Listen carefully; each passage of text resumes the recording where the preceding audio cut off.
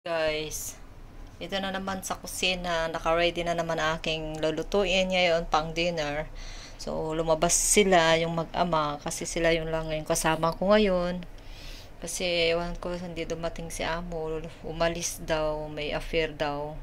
Hindi siya dumating ng kahapon linggo, Monday ngayon. So, bukas pa siya uuwi. Tumawag siya kanina, sabi ko parang na-miss kita, sabi ko kasi mag-isa lang ako ngayon, first time ko lang na mag-isa kasi dati kasama-kasama ko siya dati dito sa sa bahay, dito lang siya nagtatrabaho, tinulutuan ko siya ng pagkain, yung pagkain lang namin.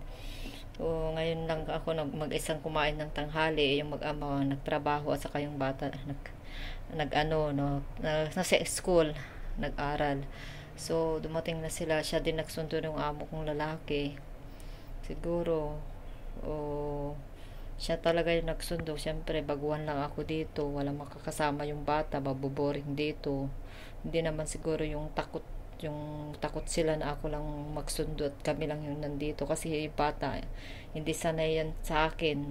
Simula nung dumating ako, malayo yung loob niya, parang independent na siya kasi malaki na, kaya gusto amo ko inoferan ko pa na turuan ko siya mag-aral, magbasa ng mga English, pero oo, nagpasalamat siya, pero luto lang talaga ako, luto lang talaga, pinapaubaya lang ako ni amo sa kusina, lahat-lahat.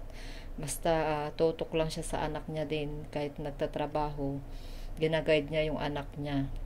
Gusto niya siya lang talaga mag-guide, pero pasalamat pa rin ako kasi siya talagang nagga-guide, wala na akong pakialam sa bata.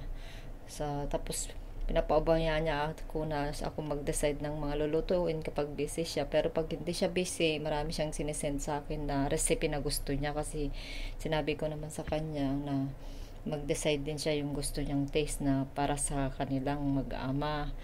Siyempre ayaw ko naman na lahatin na ako lahat, gusto ko din yung mag-request siya, gagawin ko lang basta may recipe. So yan lang aking ma-share mga guys.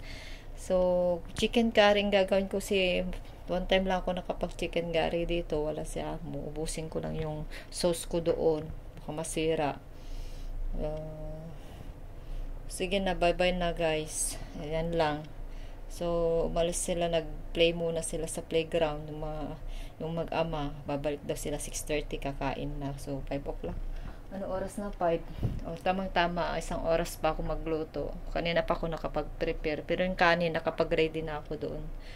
Ng kanin. Nagkukulo na siya. Kumukulo na. So, isang oras ako magluto. Pero wala pang isang oras to. Madali na lang basta na-prepare guys. So, bye-bye. Bye-bye. Bye-bye muna dito sa Hong Kong. OFW life. Dito sa Hong Kong. Yan. Madali lang pagluto dito guys. Mga nagbabalak na wag kayong matakot sa pagluluto. Mas mahirap pa dun sa Middle East, mga lutuin doon, madaming kailangan mong gawin sa pagluluto, mga rikarikado. Dito simple lang, parang Pinas din, gisa-gisa mo lang, puro gisa, saka salad. Mas mabilis, sila, madalang sila sa gisa-gisa dito. Okay, bye-bye na. Saka ulit yung pag-share, salamat, subscribes naman dyan. Saka ka-like, saka comments. Bye-bye.